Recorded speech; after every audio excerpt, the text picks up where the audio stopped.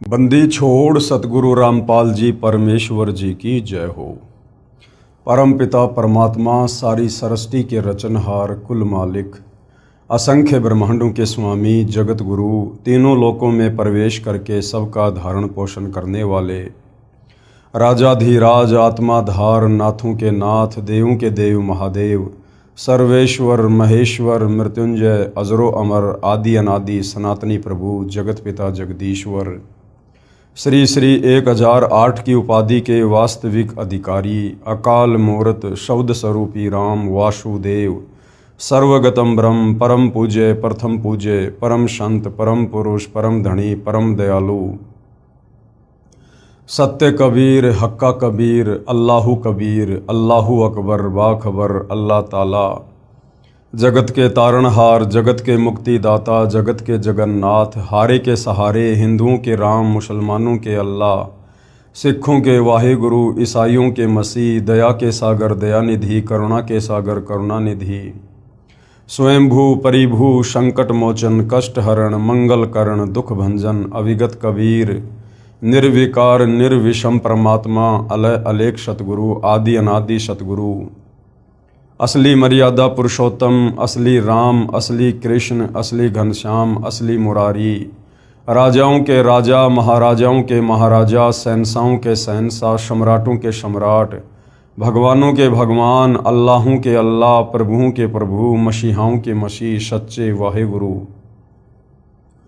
बाबाओं के बाबा पीरों के पीर सेठों के सेठ जगत सेठ सावड़ सा सेठ सर्वगुण संपन्न अनंत कोटि कलाओं के स्वामी अनंत कोटि ब्रह्मांडों के नायक योगियों में महायोगी ध्यानियों में महाध्यानी सिद्धों में परम सिद्ध ज्ञानियों में तत्व ज्ञानी ब्रह्म ज्ञानी महाज्ञानी परम ज्ञानी सर्वश्रेष्ठ ज्ञानी विज्ञानी युवा कबीर समर्थ कबीर असमवात अमित ओजा सच्चे रहनुमा करीम अल्लाह सुभान अल्लाह दुनिया के अंतिम पैगंबर 8 सितंबर 1951 से गांव धनाना जिला सोनीपत हरियाणा भारतवर्ष की पावन भूमि पे प्रकट रियल कल की भगवान श्री नारायण साकार हरि श्री बाबा साहेब नूर अनंत परमात्मा सच्चे दरवेश सच्चे बाखबर संत शिरोमणि सतगुरु रामपाल जी परमेश्वर जी के चरण कमल में आप और हम सभी भाई बहनों का अनंत कोटि दंडवत प्रणाम।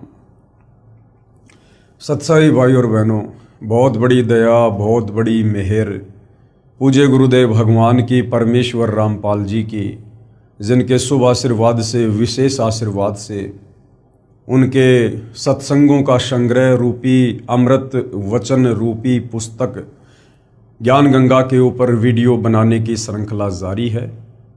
इसी श्रृंखला में आज हमारा ये 24वें नंबर का वीडियो है और इस पवित्र पुस्तक के प्रत्येक वीडियो से हमें शास्त्र अनुकूल साधना और शत भक्ति मार्ग के विषय में वो सब कुछ जानने और समझने को उपलब्ध हो रहा है जो सदियों से हम नहीं जान पा रहे थे। हमारे नादान तत्व ज्ञानहीन धर्म गुरु हमें इन धर्म शास्त्रों का निष्कर्ष निकाल कर नहीं समझा पा रहे थे। तो भाई और बहनों, इस पवित्र पुस्तक ज्ञान गंगा को पढ़ने से आपकी 101 पीढ़ी का उद्धार होगा, अर्थात उनको मोक्ष मार्ग मिलेगा। और आप जी यदि पूर्ण विश्वास के साथ सतगुरु रामपाल जी से उपदेश प्राप्त करके अगर आजीवन मर्यादाओं में रहकर इस भक्ति मार्ग पर लगे रहे तो आपका तो गुरुदेव भगवान के वचन अनुसार इसी जन्म में पूर्ण मोक्ष संभव है। तो भाई और बहनों, ये पवित्र पुस्तक ज्ञान गंगा बहुत ही महत्वपूर्ण पुस्तक है और आप और हमें जो ये मनुष्य जन्म परमपिता परमेश्वर जी ने दिया है, इस मनुष्य जन्म को यदि हमने सार्थक करना है, इससे यदि हमने मोक्ष प्राप्त करना है तो हमने सतगुरु रामपाल जी के सत्संगों को सुनना ही पड़ेगा या उनके कर कमलों से लिखित पवित्र पुस्तकों का अध्ययन करना ही पड़ेगा। अन्यथा हमें सत भक्ति मार्ग इस धरती पर कहीं और प्राप्त नहीं हो सकता है। क्योंकि भाई और बहनों, सतगुरु रामपाल जी के अमृत वचन उनके द्वारा लिखी पुस्तकें जो ज्ञान उनमें समाहित है वो सर्व धर्मों के सर्व धर्म शास्त्रों से प्रमाणित है। अर्थात इस मन को ना नुकर करने की कहीं कोई गुंजाइश नहीं रह जाएगी जिस समय आप सतगुरु रामपाल जी के ज्ञान को अच्छे से समझ लेंगे। तो भाई और बहनों, इस ज्ञान को अच्छे से समझने के लिए हमने सत्संग तो सुनने ही हैं, साथ में हमने सृष्टि रचना का ज्ञान भी बहुत आवश्यक है। सृष्टि रचना भक्ति मार्ग की मास्टर की है। सृष्टि रचना को समझे बिना हम अध्यात्म को नहीं समझ पाएंगे, सतगुरु रामपाल जी के द्वारा दिए गए अमृत ज्ञान को भी नहीं समा पाएंगे अपने हृदय में, और ना अपने दिलो दिमाग में हम इस अमृत ज्ञान को सत ज्ञान के रूप में बैठा पाएंगे। तो सृष्टि रचना का भक्ति मार्ग पर लगने से पहले समझना बहुत ही जरूरी है, और यह कंप्लीट शास्त्र प्रमाणित यथार्थ सृष्टि रचना आपको सिर्फ और सिर्फ सतगुरु रामपाल जी के पास मिलेगी। तो जब भी आप YouTube पर सतगुरु रामपाल जी के सत्संग सुनना शुरू करें तो सबसे पहले सृष्टि रचना को अवश्य सुनिएगा, या उनके द्वारा लिखित पुस्तकों में भी सृष्टि रचना का जिक्र अवश्य होता है। आप पहले सृष्टि रचना को समझें, उसके बाद फिर सतगुरु रामपाल जी के सत्संग आगे सुने, तब आप इस अध्यात्म को समझ पाएंगे। तो भाई और बहनों, आज इस पवित्र पुस्तक ज्ञान गंगा पर हमारा 24वें नंबर का वीडियो है। हमने अभी तक इस पवित्र पुस्तक से अध्यात्म के विषय में बहुत कुछ जाना है, समझा है। किस प्रकार से हम पहले सतलोक में रहा करते थे, सर्व सुख वहाँ पर हम कबीर परमेश्वर जी के आशीर्वाद से मुफ्त में भोगा करते थे। फिर कैसे हम इस ज्योति निरंजन यानी काल के ऊपर आसक्त हुए और पतिव्रता धर्म से नीचे गिरे, और कबीर परमेश्वर जी ने हम सभी आत्माओं को इस काल के साथ यहाँ 21 ब्रह्मांडों में भेज दिया, और यहाँ आकर हम केवल अपना कर्म दंड ही भोग रहे हैं। यानी सतलोक में हमने जो गलती की थी, हम यहाँ काल के 21 ब्रह्मांडों में राजा महाराजा बनकर, देवता बनकर, आम व्यक्ति बनकर, लक 84 में गधे कुत्ते शुअर बनकर, नरक में असहनीय पीड़ाओं का सामना करके, तपतशिला पर कष्ट सहन करके, जन्म और मृत्यु के चक्कर में असहनीय पीड़ाओं का सामना करते हुए हम केवल अपने कर्मों का दंड भोग रहे हैं। सतलोक में हमने जो गलती की थी, हम उसकी सजा काट रहे हैं।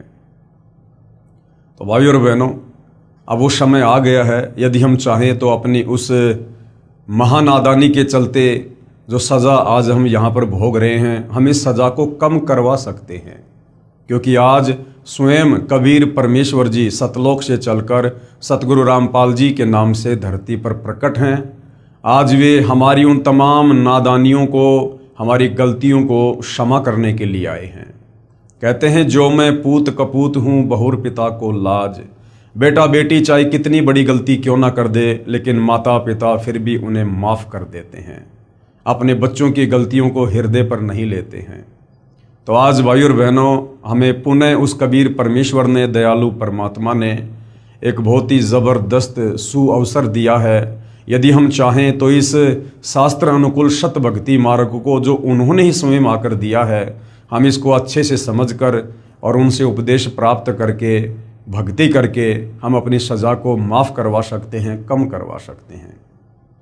लेकिन परमात्मा कहते हैं, सकल पदार्थ है जग माही, भाग बिना नर पावत नाही। इस कबीर परमेश्वर सतगुरु रामपाल जी की शरण में आना भी अपने संस्कार के ऊपर है, अपने भाग्य के ऊपर है।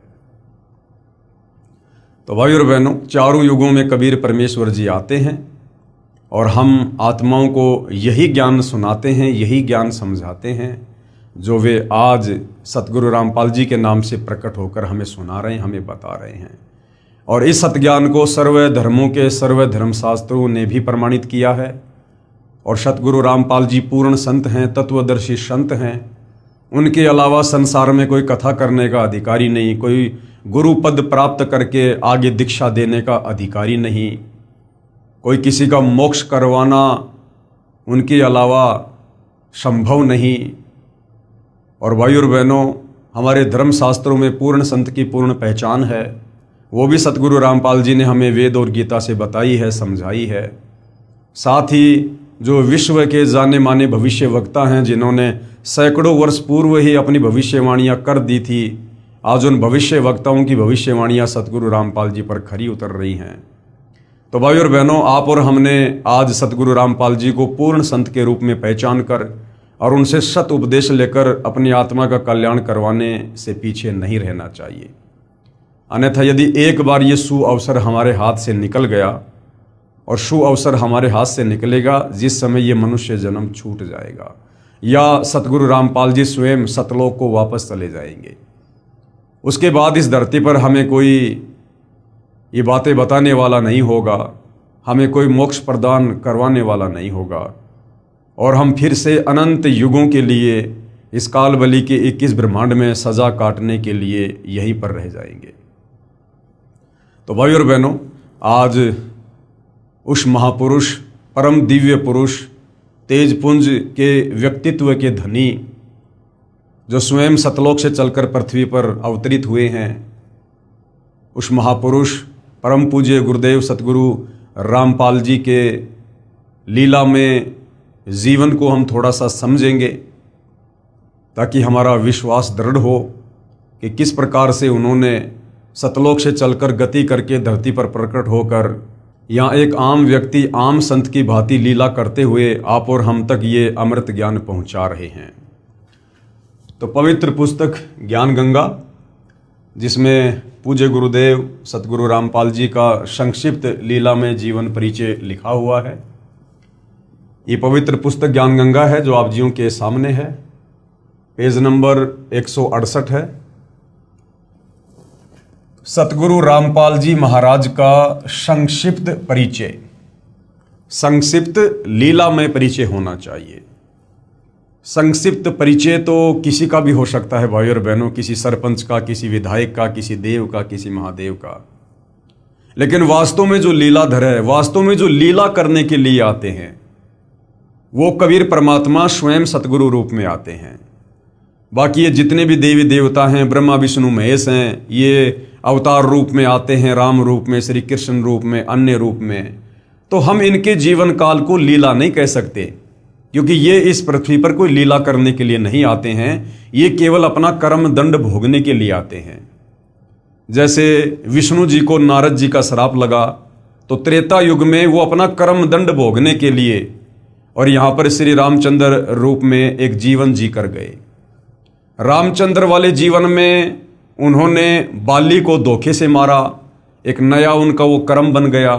फिर उस कर्म दंड को भोगने के लिए दोबारा श्री कृष्ण जी रूप में द्वापर में आए। तो हम इस 21 ब्रह्मांड में जो मुख्य शक्तियां आप और हमें दिखाई देती हैं, ब्रह्मा विष्णु महेश, ये जब यहाँ पर अवतार धारण करके आते हैं, तो हम इनके जीवन को लीला में जीवन नहीं कह सकते। लेकिन कबीर परमेश्वर जी, जिनके ऊपर कोई कर्म दंड लागू नहीं होता है, वो इन कर्म और भ्रमों से दूर हैं। वो तो दुनिया के कर्म दंड काटने के लिए आते हैं, दुनिया की भ्रमणाओं का समाधान करने के लिए आते हैं। तो कबीर परमेश्वर जी जब सतगुरु रूप में, तत्वदर्शी संत के रूप में धरती पर प्रकट होकर लीला करते हैं, तो उनके लीला में जीवन काल को समझने के लिए हमने लीला में संक्षिप्त जीवन परिचय शब्द का ही प्रयोग करना चाहिए। सतगुरु रामपाल जी महाराज का संक्षिप्त लीला में जीवन परिचय। सतगुरु रामपाल जी का प्राकाटे, हालांकि यहाँ पर लेखक के द्वारा जन्म शब्द का प्रयोग किया गया है, लेकिन अब सतगुरु रामपाल जी की वास्तविक परमात्मा वाली स्थिति से परिचित होने के बाद हम उनके नाम के आगे जन्म शब्द का प्रयोग नहीं कर सकते, क्योंकि उनका जन्म नहीं होता है। ये स्वयंभू परमात्मा हैं, ये परिभू हैं। कबीर मनीषी परिभू, शुक्रम अकायम असनावीरम, यजुर्वेद इसका प्रमाण है। और कबीर परमेश्वर जी भी अपनी वाणी में सतगुरु की परिभाषा के विषय में बताते हैं कि ना सतगुरु जननी जनय और जाके माना बाप, पिंड भ्रमण से रहित है ना वहाँ तीनों ताप। जो वास्तव में सतगुरु होगा, सतगुरु कहलाने का अधिकारी होगा, वो कभी भी माँ के गर्भ से जन्म लेकर नहीं आता है। ये बात और है कि कबीर परमेश्वर जी जब सतगुरु रूप में धरती पर प्रकट होते हैं, तो हम जीवों की चरम दृष्टि को धोखा देते हुए लीला वो कुछ भी कर सकते हैं। लेकिन इस सत्य ज्ञान से परिचित होने के बाद और सतगुरु की परिभाषा से परिचित होने के बाद हम अपने पूज्य गुरुदेव भगवान परमेश्वर का प्रयोग नहीं कर सकते। सतगुरु रामपाल जी का प्राकाटे 8 सितंबर 1951 को गांव धनाना, जिला सोनीपत, हरियाणा में एक किसान परिवार में हुआ। पढ़ाई पूरी करके हरियाणा प्रांत में सिंचाई विभाग में जूनियर इंजीनियर की पोस्ट पर 18 वर्ष कार्यरत रहे। सन 1988 में परम संत राम देवानंद जी से दीक्षा प्राप्त की तथा तन मन से सक्रिय होकर स्वामी राम देवानंद जी द्वारा बताए भक्ति मार्ग से साधना की तथा परमात्मा का साक्षात्कार किया। अब देखिए भाइयों और बहनों, इस पुस्तक के जो लेखक हैं वो भगत हैं और इस पुस्तक में जो ज्ञान है वो सतगुरु रामपाल जी के सत्संगों का संग्रह है। लेकिन लेखक की एक अपनी सोच है, क्योंकि लेखक एक भगत है, परमात्मा नहीं है। तो लेखक ने जैसा सतगुरु रामपाल जी को जाना है, पहचाना है, उस हिसाब से लेखक यहां पर अपने विचार व्यक्त कर रहा है। तो लेखक में भिन्नता होती है। इसलिए आप जो इस पवित्र पुस्तक पर वीडियो देख रहे हैं, तो जैसा हमने सतगुरु रामपाल जी को उन्हीं के आशीर्वाद से जाना है, पहचाना है, अंश मात्र उनकी महिमा से परिचित हुए हैं, उस आधार से हम तो यही कहेंगे कि सन 1988 में यहां पर जो ये परम संत है, ये शब्द आदरणीय राम देवानंद जी के नाम से पहले प्रयोग नहीं होना चाहिए, क्योंकि परम संत एक समय में धरती पर एक ही होता है। परम संत कहो या पूर्ण संत कहो या तत्वदर्शी संत कहो, ये भूमिका स्वयं सतलोक से चलकर कबीर परमात्मा स्वयं ही निभाते हैं। और एक समय में धरती पर दो दो परम संत नहीं हो सकते हैं। तो आदरणीय राम देवानंद जी, जो कि सतगुरु रामपाल जी के मुंह बोले गुरुदेव की जिन्होंने भूमिका की है, तो जाहिर सी बात है वो सतगुरु रामपाल जी के समकालीन रहे हैं, क्योंकि उनका आपस में लीलामय तरीके से गुरु शिष्य का नाता रहा है। तो परम संत तो उनमें से एक ही हो सकता है, दो तो नहीं हो सकते। जैसे आज से लगभग 650 साल पहले कबीर परमेश्वर जी बनारस के काशी में प्रकट हुए और उन्होंने पंडित रामानंद जी को अपना मुंह बोला गुरु धारण किया। और कहने को तो जगत वालों के सामने उस समय कबीर जी, जो कि परम संत थे, पूर्ण संत थे, तत्वदर्शी संत थे, वो गुरु शिष्य परंपरा को बनाए रखने के लिए और पंडित रामानंद जी को अपना गुरुदेव कहा करते थे, अपना परमात्मा कहा करते थे, उनको परम संत, पूर्ण संत कहा करते थे।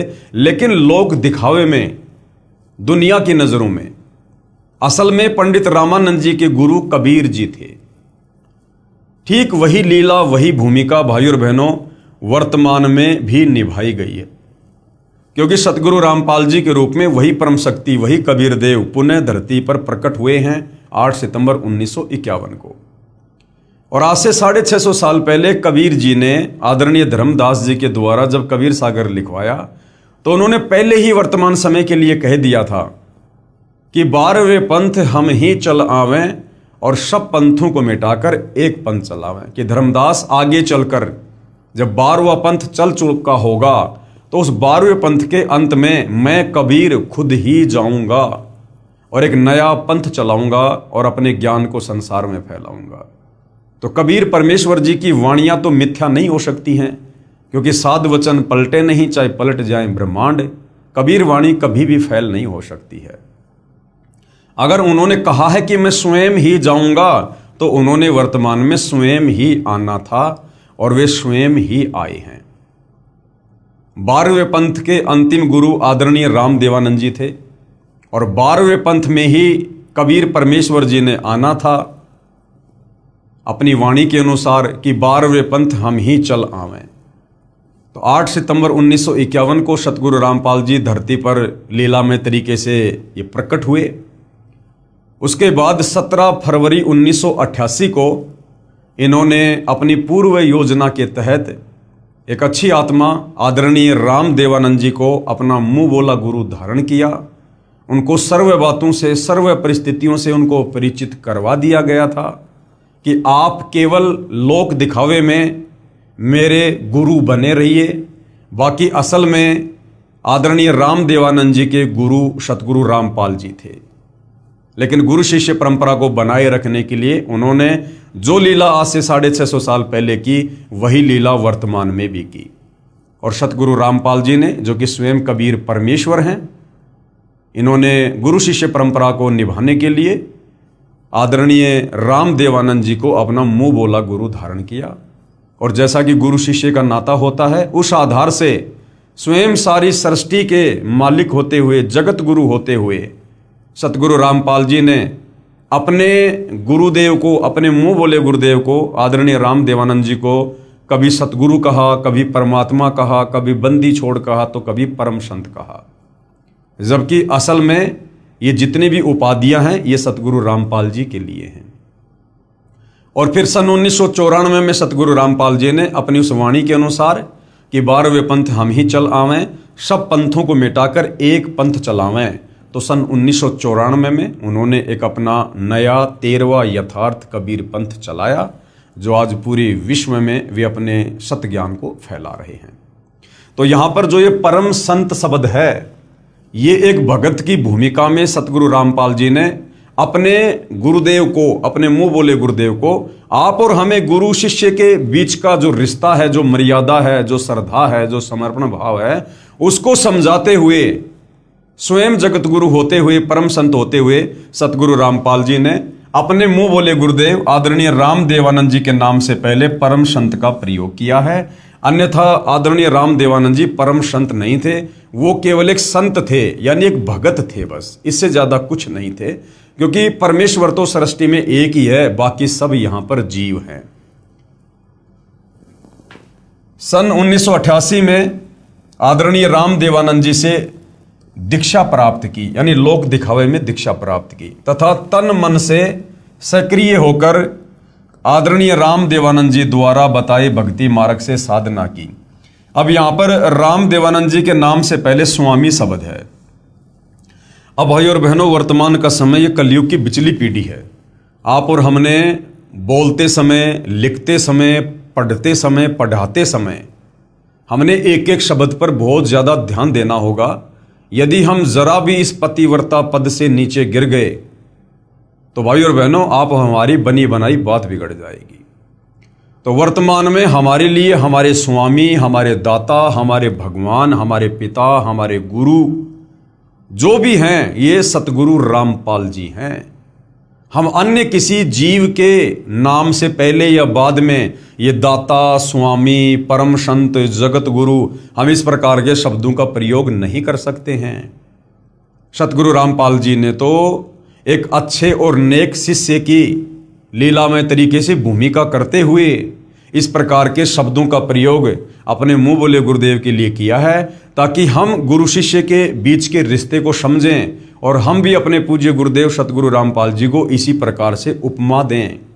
तो आप और हमें गुरु की महिमा समझाने के लिए उन्होंने एक अच्छे शिष्य की भूमिका की है, और उस भूमिका के तहत उन्होंने आदरणीय राम देवानंद जी के नाम से कभी परम संत लगाया, कभी स्वामी शब्द लगाया, तथा तन मन से सक्रिय होकर आदरणीय राम देवानंद जी द्वारा बताए भक्ति मार्ग से साधना की तथा परमात्मा का साक्षात्कार किया। अब सतगुरु रामपाल जी तो स्वयं ही परमात्मा हैं, भला परमात्मा अपना क्या साक्षात्कार करेंगे? तो ये भी एक प्रकार से सारा का सारा लीलामय खेल है। सतगुरु रामपाल जी को कोई परमेश्वर का साक्षात करने की आवश्यकता नहीं है, क्योंकि ये स्वयं ही परमात्मा है। लेकिन इस प्रकार के शब्दों का प्रयोग क्यों किया जाता है भाई और बहनों? यदि वे डायरेक्ट कह दे कि मैं परमात्मा हूं, तो आप और हम इस काल के 21 ब्रह्मांड में फंसे हुए प्राणी, हमारी सोच इतनी छोटी है, इतनी संकीर्ण है कि हमारा हृदय इन बातों को स्वीकार जल्दी से नहीं कर पाएगा, और हमारे मन में तरह तरह का दोष गुरुदेव के प्रति उत्पन्न हो जाएगा कि देखो, एक इंसान होकर, एक व्यक्ति होकर अपने आप को भगवान कहता है, परमात्मा कहता है कि मैं ही कबीर हूं। और गुरु के प्रति यदि इतना भी मन में दोष आ गया तो फिर हम मोक्ष प्राप्त नहीं कर सकते, हमारी भक्ति कमाई नष्ट हो जाती है। तो स्वयं कबीर परमेश्वर होते हुए भी उन्होंने बहुत सारी लीलाएं एक आम व्यक्ति की भांति करनी पड़ती है आप और हमें इस अध्यात्म को समझाने के लिए। और जब हम उनके आशीर्वाद से, उनकी क्षणिक लीलाओं से परिचित हो जाते हैं, उसके बाद फिर हम स्वयं ही डिसीजन लेने में सक्षम हो जाएंगे कि वास्तव में पूज्य गुरुदेव भगवान क्या परम शक्ति है। सतगुरु रामपाल जी को नाम दीक्षा 17 फरवरी 1988 को फाल्गुन महीने की अमावस्या को रात्रि में प्राप्त हुई, जो कि नास्त्रदमस जी की भविष्यवाणी में लिखा हुआ है। उस समय सतगुरु रामपाल जी महाराज की आयु, हम यहाँ पर आयु शब्द का डायरेक्ट प्रयोग सतगुरु रामपाल जी के लिए नहीं कर सकते हैं, क्योंकि सतगुरु रामपाल जी स्वयं कबीर भगवान हैं और कबीर भगवान की कोई आयु नहीं होती है। तो हम यहाँ पर ये शब्द यूज करेंगे, लीला में आयु। उस समय सतगुरु रामपाल जी महाराज की लीला में आयु 37 वर्ष थी और उपदेश दिवस यानी दीक्षा दिवस को संत मत में उपदेशी भगत का आध्यात्मिक जन्मदिन माना जाता है। यानी वास्तव में हमारा जो असली जन्म है वो उस दिन होता है जिस दिन हमें परम संत से नाम उपदेश प्राप्त होता है, क्योंकि उसी दिन से हम इस मनुष्य जीवन को, जिस विशेष मकसद के लिए हमें ये प्राप्त होता है, हम इस मनुष्य जीवन से वो काम शुरू करते हैं, यानी भक्ति, मोक्ष प्राप्ति के मार्ग पर चलना। कब? जिस दिन हमें परम संत से ये जो है तत्व ज्ञान उपदेश प्राप्त होता है। तो भगत का वास्तव में जो जन्म होता है वो उस दिन होता है जिस दिन उसे परम संत से नाम दीक्षा प्राप्त होती है। उपरोक्त विवरण श्री नास्त्रदमस जी की उस भविष्यवाणी से पूर्ण मेल खाता है जो पेज संख्या 44-45 पर लिखी है। जिस समय उस तत्व दृष्टा सायरन यानी धार्मिक नेता का आध्यात्मिक जन्म होगा, उस दिन अंधेरी अमावस्या होगी। उस समय उस विश्व नेता की आयु 16, 20, 25 वर्ष नहीं होगी। वह तरुण नहीं होगा, बल्कि वह प्रौढ़ होगा, यानी ना बूढ़ा होगा ना जवान होगा। और वह 50 और 60 वर्ष के बीच की उम्र में संसार में प्रसिद्ध होगा। वह सन 2006 होगा। तो नास्त्रदमस जी की भविष्यवाणी के अनुसार एक एक शब्द सतगुरु रामपाल जी के लीला में जीवन के ऊपर खरे उतर रहे हैं। सन 1993 में आदरणीय राम देवानंद जी महाराज ने आपको यानी सतगुरु रामपाल जी को सत्संग करने की आज्ञा दी। भाई आज्ञा तो परमात्मा देते हैं सत्संग करने की, सेवा करने की। तो यहां पर हम सीधे शब्दों में ये नहीं कह सकते कि आदरणीय राम देवानंद जी ने सतगुरु रामपाल जी को सत्संग करने की आज्ञा दी। सारी सृष्टि के मालिक को, जगत गुरु को कौन आज्ञा दे सकता है? ये आते हैं स्वयं सतलोक से चलकर हमें आज्ञा देने के लिए। तो लीला में तरीके से आप जी को सत्संग करने की आज्ञा दी, आप जी के ही आदेश अनुसार। तथा सन 1994 में नामदान करने की लीला में तरीके से आज्ञा प्रदान की। भक्ति मार्ग में लीन होने के कारण, अब भाई और बहनों हम ये नहीं कह सकते परमात्मा के लिए कि भक्ति मार्ग में लीन होने के कारण। भक्ति मार्ग में तो भगत ने लीन होना चाहिए। परमेश्वर तो भक्ति दान करने के लिए आते हैं। तो यहां पर यह लिखना चाहिए कि संसार को सत भक्ति मार्ग देने में लीन होने के कारण जेई की पोस्ट से त्याग पत्र दे दिया। यानी सतगुरु रामपाल जी ने, जैसा कि इस काल के लोग की व्यवस्था है, कोई नौकरी करता है, कोई मजदूरी करता है, उस आधार से इन्होंने भूमिका करते हुए और जूनियर इंजीनियर की छोटी सी नौकरी भी अपने भरण पोषण के लिए जो है वो करके दिखाई। जेई की पोस्ट से त्यागपत्र दे दिया, जो हरियाणा सरकार द्वारा 16/5 सन 2000 को पत्र नंबर 3492-3500 डेट 16/5/2000 के तहत स्वीकृत है। सन 1994 से 1998 तक सतगुरु रामपाल जी महाराज ने घर घर, गांव गांव, नगर नगर में जाकर सत्संग किया। आदरणीय गरीबदास जी के सदग्रंथ साहिब को आधार बनाकर, यानी 5वें वेद सूक्ष्म वेद को उन्होंने गांव गांव जाकर, नगर नगर जाकर समझाया। बहुत संख्या में अनुयायी हो गए, साथ साथ ज्ञानहीन संतों का विरोध भी बढ़ता गया। सन 1999 में गांव करोथा, जिला रोहतक, हरियाणा में सतलोक आश्रम करोथा की स्थापना की तथा 1 जून 1999 से 7 जून 1999 तक परमेश्वर कबीर जी के प्रकट दिवस पर 7 दिवसीय विशाल सत्संग का आयोजन करके आश्रम का प्रारंभ किया तथा महीने की प्रत्येक पूर्णिमा को 3 दिन का सत्संग प्रारंभ किया। दूर दूर से श्रद्धालु सत्संग सुनने आने लगे तथा तत्व ज्ञान को समझकर बहुत संख्या में अनुयायी यानी भगत बनने लगे। चंद दिनों में सतगुरु रामपाल जी महाराज जी के भक्तों की संख्या लाखों में पहुंच गई। जिन ज्ञानहीन संतों व ऋषियों के अनुयायी सतगुरु रामपाल जी के पास आने लगे तथा अनुयायी बनने लगे, फिर उन अज्ञानी आचार्यों तथा संतों से प्रश्न करने लगे कि आप सारा ज्ञान अपने सदग्रंथों के विपरीत बता रहे हैं। क्योंकि सतगुरु रामपाल जी के सत्संगों का आधार हमारे धर्म ग्रंथ हैं, धर्मशास्त्र हैं।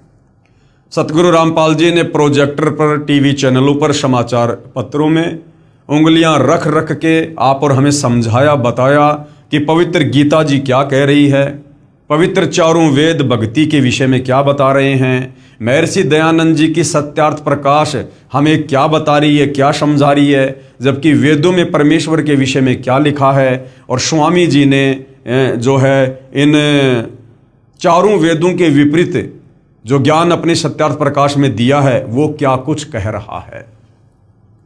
तो जब ये सत्य ज्ञान समाज में जाने लगा और बहुसंख्या में लोग उन नकली संतों को, आचार्यों को छोड़ छोड़कर सतगुरु रामपाल जी की शरण में अपनी आत्मा के कल्याण हेतु आने लगे, तो जाहिर सी बात है भाई और बहनों, उन संतों को, उन अज्ञानी धर्मगुरुओं को दर्द तो होगा ही, पीड़ा तो होगी ही, क्योंकि उनके धार्मिक धंधे पर चोट जो लग रही थी। यजुर्वेद अध्याय 8 मंत्र 13 में लिखा है कि पूर्ण परमात्मा अपने भगत के सारे अपराध यानी पाप नाश कर देता है। भाई परमात्मा यहाँ इस काल के 21 ब्रह्मांड में हमारे पाप कर्मों का नाश करने के लिए तो आते हैं, क्योंकि हम तो युगों युगों के पापी हैं, पाप कर्मों में सने हुए हैं। इस काल ने हमारे को कर्म बंधनों में बांध रखा है बुरी तरह से। कोई ठीक ठिकाने का दान धर्म या कोई सत्य साधना ये हमें नहीं करने देता, जिससे हमारे ये पुण्य नहीं बनते हैं। तो परमेश्वर सतलोक से चलकर हमारे पाप कर्मों का नाश करवाकर हमें स्वच्छ करके, स्वस्थ करके और हमें सतलोक ले जाने के लिए तो आते हैं। आपकी पुस्तक जो हमने खरीदी है उसमें लिखा है कि परमात्मा अपने भगत के पाप क्षमा नहीं कर सकता।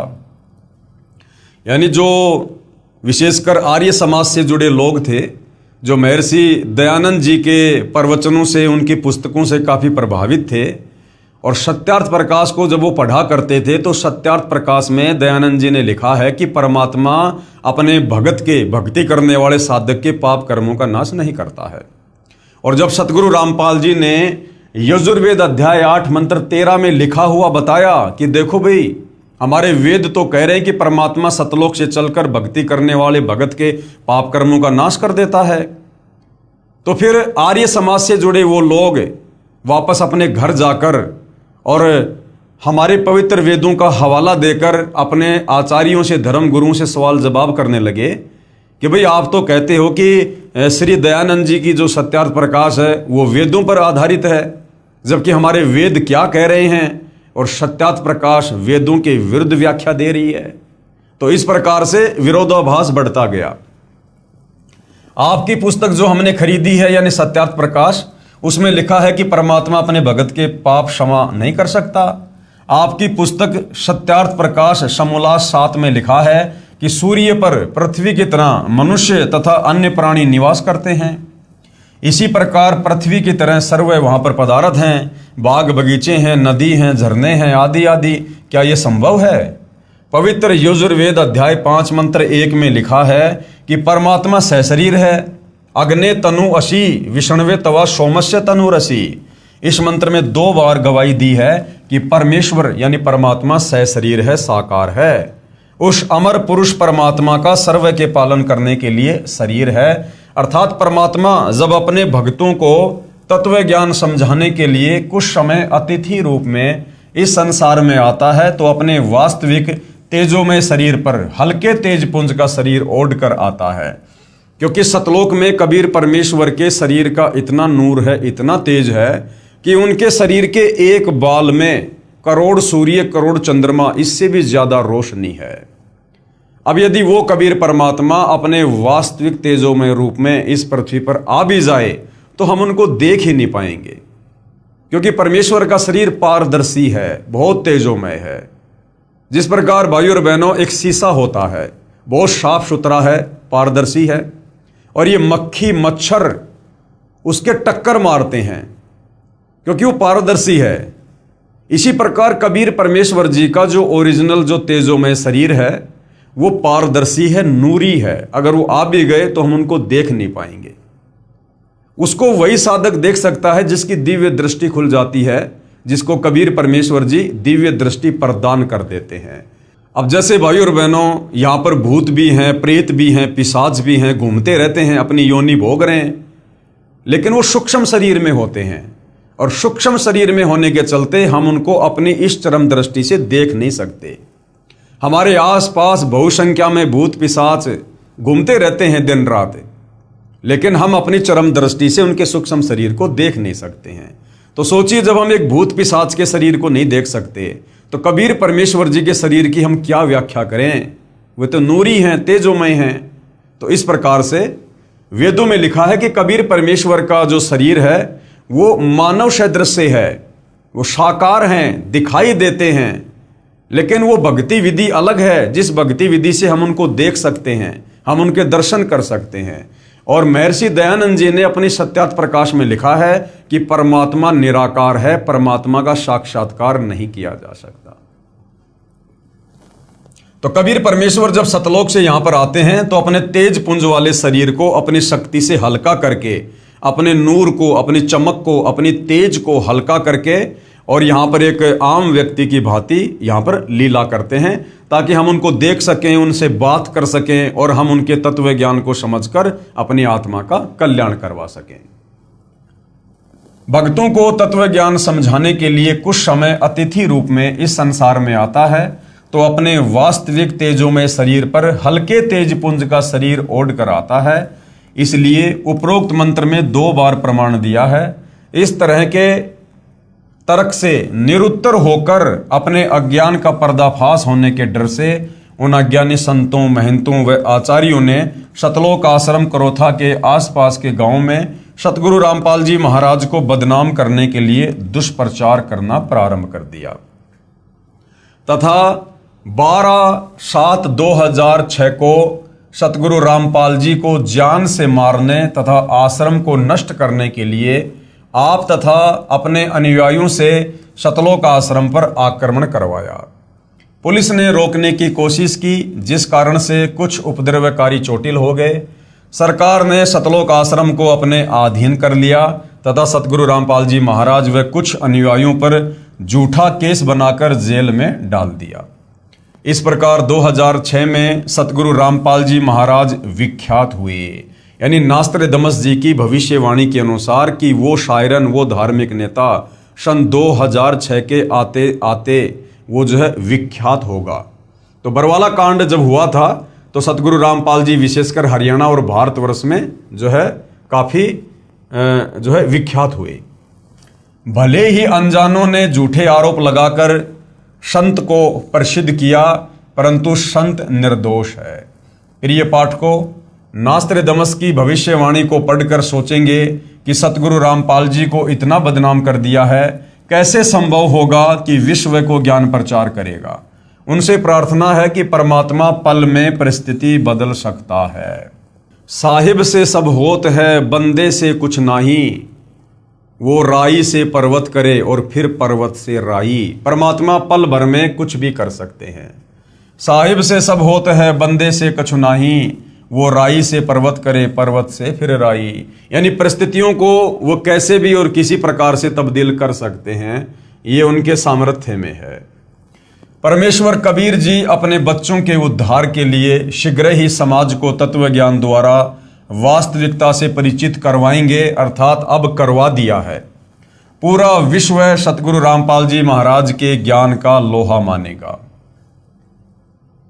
सतगुरु रामपाल जी महाराज सन 2003 से अखबारों व टीवी चैनलों के माध्यम से सत्य ज्ञान का प्रचार कर अन्य धर्मगुरुओं से कह रहे हैं कि आपका ज्ञान शास्त्र विरुद्ध, अर्थात आप भगत समाज को शास्त्र रहित पूजा करवा रहे हैं और दोषी बन रहे हैं। यदि मैं गलत कह रहा हूं तो इसका जवाब दो। आज तक किसी भी संत ने जवाब देने की हिम्मत नहीं की, क्योंकि उन संतों के पास में शास्त्र अनुकूल साधना नहीं है, उनके पास में तत्व ज्ञान का अभाव है, वो सृष्टि रचना से अपरिचित हैं, जिस कारण से वो सत्य का सामना करने में सक्षम नहीं है, भले वो कितने बड़े आचार्य या शंकराचार्य के पदों पर क्यों ना विराजमान है। सतगुरु रामपाल जी महाराज को ईस्वी सन यानी 2001 में अक्टूबर महीने के प्रथम बृहस्पतिवार को अचानक प्रेरणा हुई कि सर्व धर्मों के सदग्रंथों का गहराई से अध्ययन कर इस आधार पर सर्वप्रथम पवित्र श्री मद् भगवद गीता जी का अध्ययन किया। अब देखो भाइयों और बहनों, बार बार कहना पड़ता है कि सतगुरु रामपाल जी कोई आम व्यक्ति, कोई आम संत नहीं है, ये लीला अवश्य कर रहे हैं। ये स्वयं कबीर देव हैं, सारी सृष्टि के मालिक हैं। और सतगुरु रामपाल जी को, जो कि सर्वज्ञ हैं, जगत गुरु हैं, इनको किसी भी धर्म ग्रंथ का अध्ययन करने की कोई आवश्यकता नहीं है। सर्व ज्ञान इनके अंदर समाहित है और सतगुरु रामपाल जी को प्रेरणा नहीं होती है। भगवान दूसरों को प्रेरणा किया करते हैं, भगवान को प्रेरणा नहीं हुआ करती है। भगवान किसी प्रेरणा के आधार से नहीं चला करते हैं, क्योंकि सतगुरु रामपाल जी आप और हमारी तरह कोई जीव नहीं है, ये स्वयं परमात्मा है।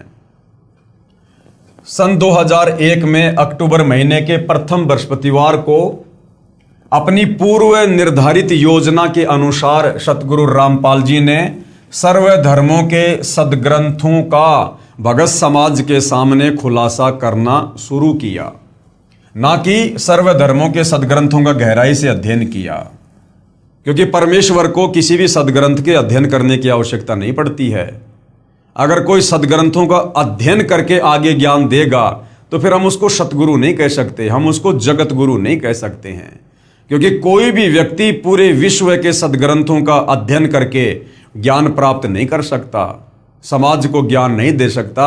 इंसान की एक कैपेसिटी है, एक औकात, एक सीमा है। जिस प्रकार एक कुएं का जल होता है और जिस प्रकार एक समुद्र का जल होता है, तो कुआं समझो एक जीव, एक व्यक्ति, वो व्यक्ति अपने जल से, जिस प्रकार वो कुआं अपने जल से कितने लोगों की आवश्यकता पूरी कर सकता है, और समुद्र का जल अथाह होता है, अथाह असीमित। तो सतगुरु रामपाल जी ने किन्हीं सदग्रंथों का अध्ययन करने की आवश्यकता नहीं पड़ती है। वे स्वयं परिपूर्ण हैं, सर्वज्ञ हैं, सर्व सिद्धियों के स्वामी हैं। वे दुनिया को अध्ययन करवाते हैं। तो भगत समाज के सामने एक आम व्यक्ति की, एक आम संत की लीला करते हुए उन्होंने इस प्रकार की भूमिकाओं को जन्म देना पड़ता है। इस आधार पर सर्वप्रथम पवित्र श्री मद् भगवद गीता जी का अध्ययन किया तथा पुस्तक गहरी नजर गीता में रचना की, तथा उसी आधार पर सर्वप्रथम राजस्थान प्रांत के जोधपुर शहर में मार्च 2002 में सत्संग प्रारंभ किया। इसलिए नास्त्रदमस जी ने कहा है कि विश्व धार्मिक हिंदू संत अर्थात सायरन 50 वर्ष की उम्र में अर्थात 2001 गे ज्ञाता होकर प्रचार करेगा। सतगुरु रामपाल जी महाराज का प्राकाट्य ना कि जन्म पवित्र हिंदू धर्म में सन 1951 में 8 सितंबर को गांव धनाना, जिला सोनीपत, प्रांत हरियाणा, भारत में एक किसान परिवार में हुआ। अब भाइयों और बहनों, जन्म क्यों नहीं कह सकते? क्योंकि आदरणीय गरीबदास जी, जो लगभग 300 साल पहले गांव छुड़ानी, जिला झज्जर, हरियाणा में हुए हैं, वो कबीर परमेश्वर जी के सत्य ज्ञान से परिचित हुए। कबीर परमात्मा जी जिंदा बाबा के रूप में सतलोक से चलकर धरती पर प्रकट हुए, उनको अपना ज्ञान दिया, नाम दिया। फिर उसके बाद गरीबदास जी की आत्मा को शरीर से निकालकर सतलोक ले गए, उन्हें सर्व ब्रह्मांडों की रचना से परिचित करवाया, उनका ज्ञान योग खोला और वापस उन्हें उस शरीर में छोड़ा। उसके बाद आदरणीय गरीबदास जी ने कलम तोड़ महिमा अपने पूज्य गुरुदेव बंदी छोड़ कबीर साहिब जी की है। तो उनका जो ग्रंथ है आदरणीय गरीबदास जी का सदग्रंथ साहिब, उसमें से कुछ वाणियां निकालकर सतगुरु रामपाल जी ने हमें त्रिकाल संध्या के तहत दोपहर की आरती बना कर दी है, जिसको असुर निकंदन रमेणी कहते हैं।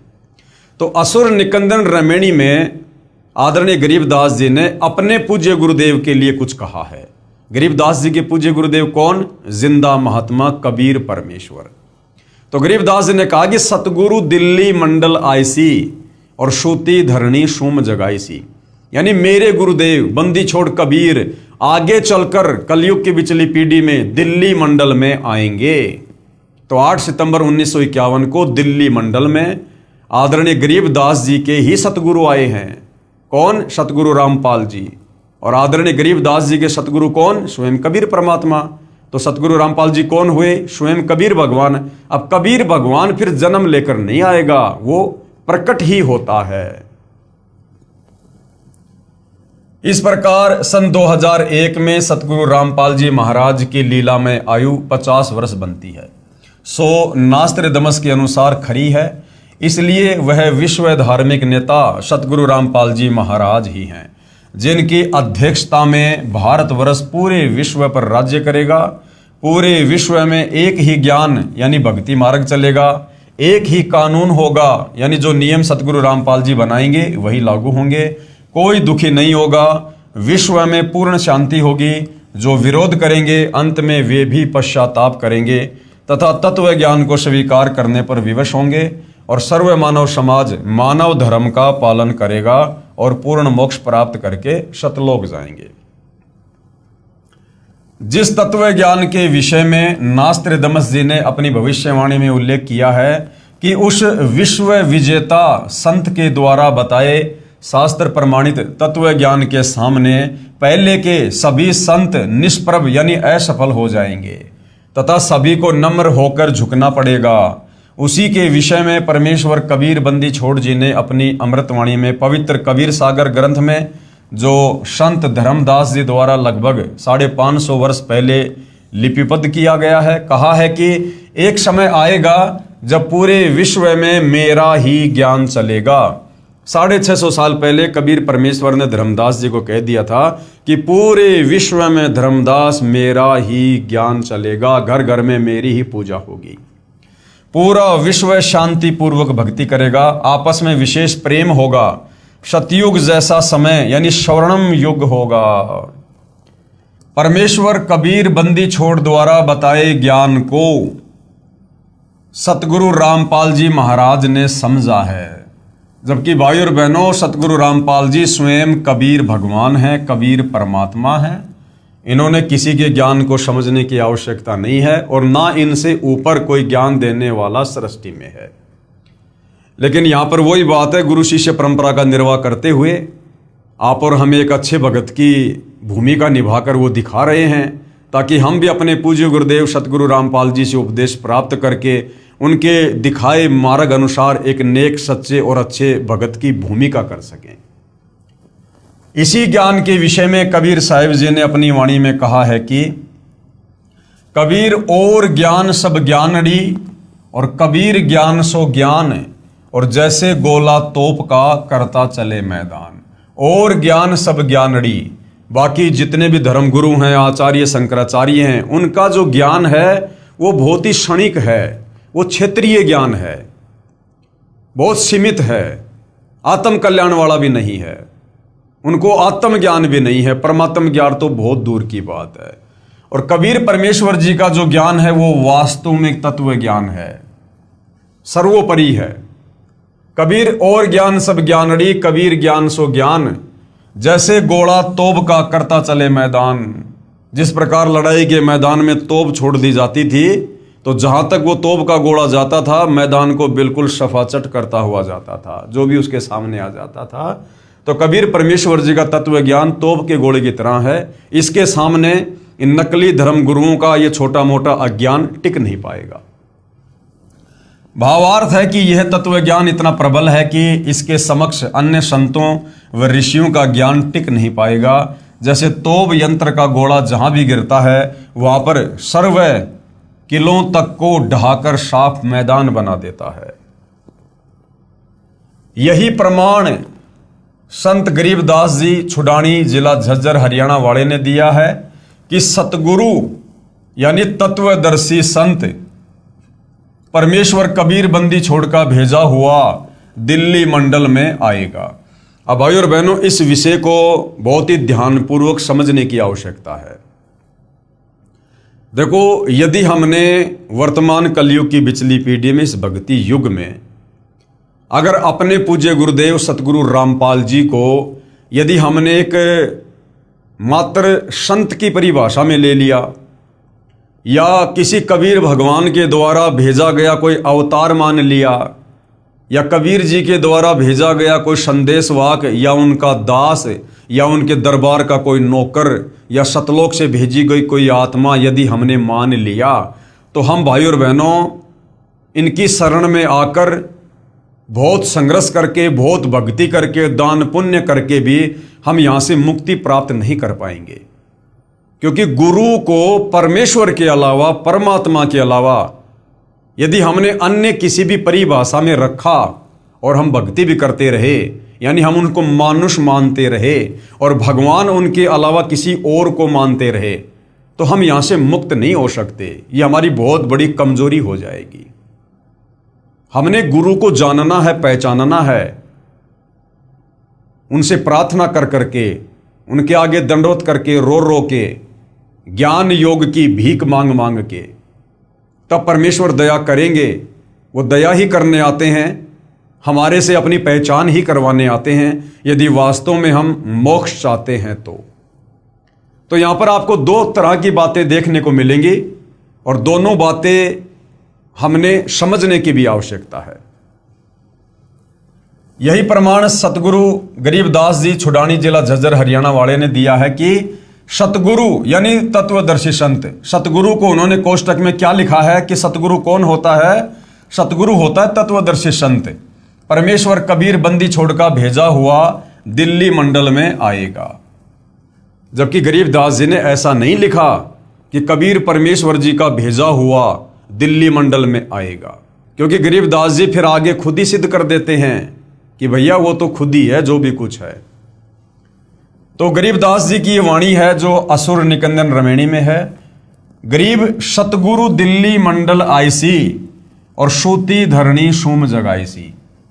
आदरणीय गरीबदास जी ने साफ साफ लिखा है कि सतगुरु दिल्ली मंडल आईसी, कि मेरे सतगुरु जिंदा बाबा कबीर साहिब आगे चलकर दिल्ली मंडल में आएंगे।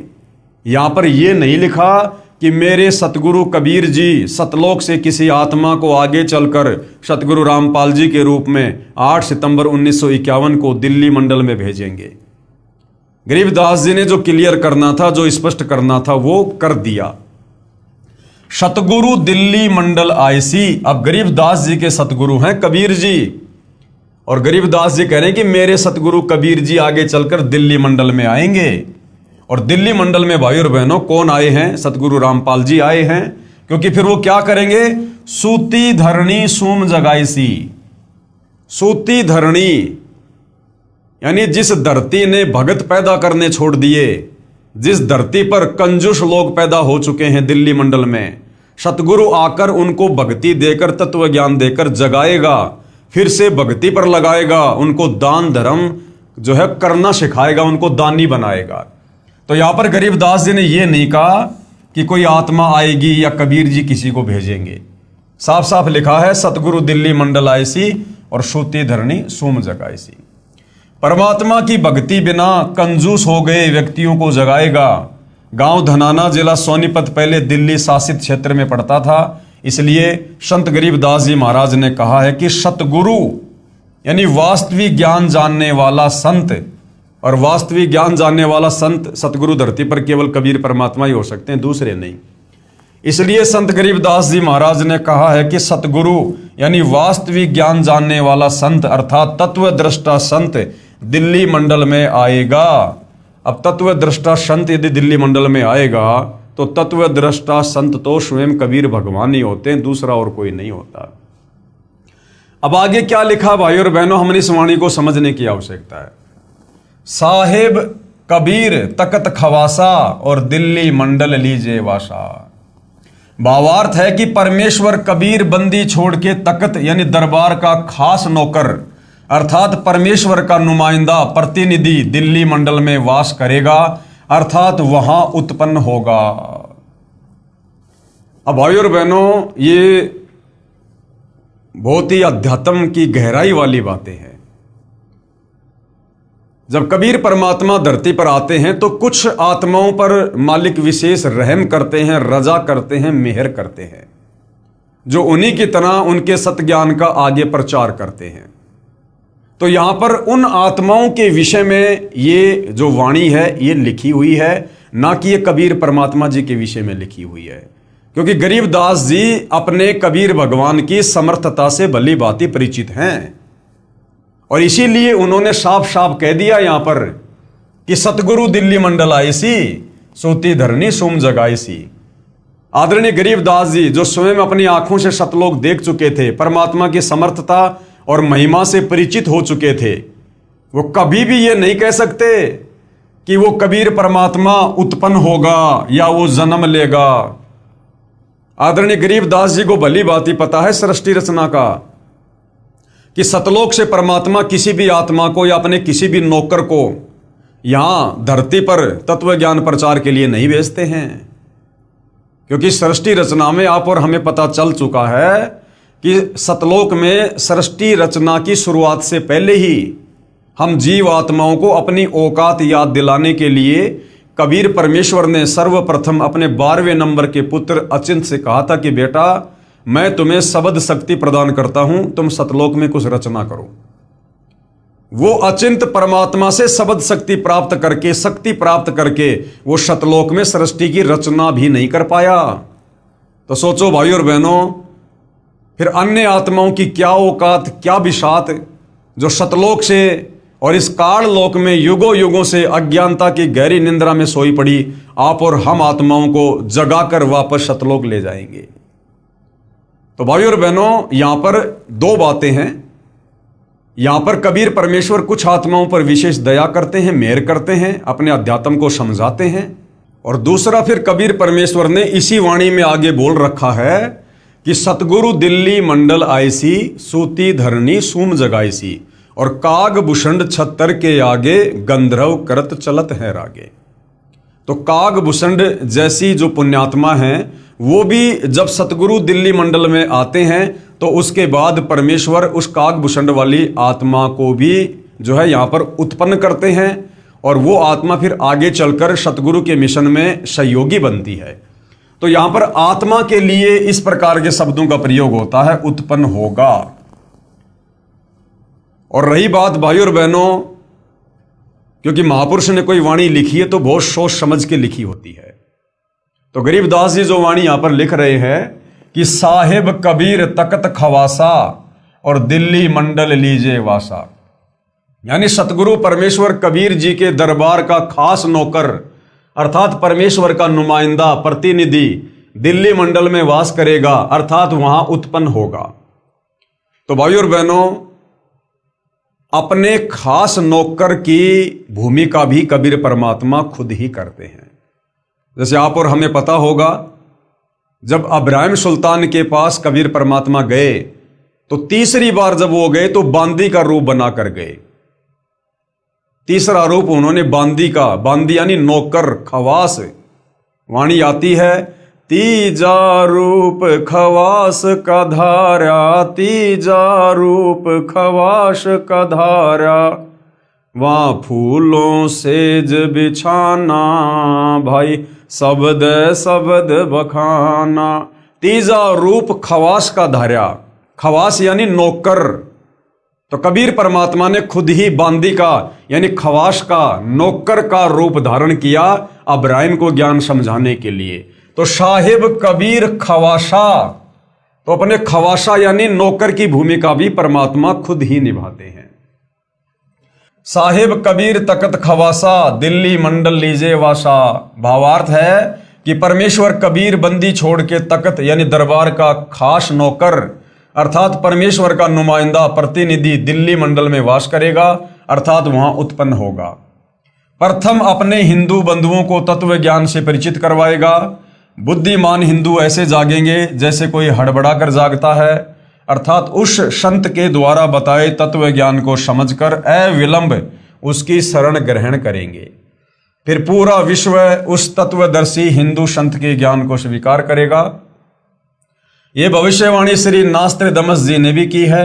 नास्त्रदमस जी ने यह भी लिखा है कि मुझे दुख इस बात का है कि उससे परिचित न होने के कारण मेरा सायरन तत्वदृष्टा संत उपेक्षा का पात्र बनेगा।